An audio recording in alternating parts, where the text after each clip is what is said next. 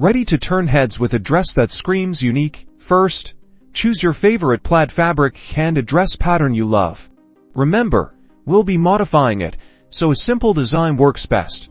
Carefully lay out your pattern pieces on the fabric, paying close attention to matching the plaid pattern at the seams for a professional finish, and then pin everything securely. Now, cut out all the fabric pieces according to your pattern, ensuring clean and accurate cuts for a smooth sewing process.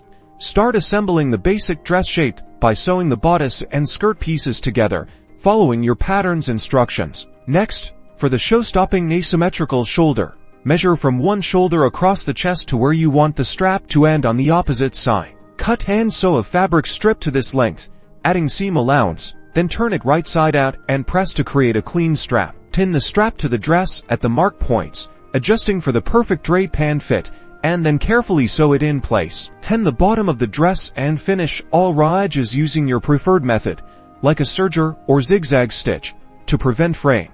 Add any final touches, like a zipper, buttons, or other embellishments, to complete your design, making it truly your own. And there you have it, your very own asymmetrical shoulder plaid dress.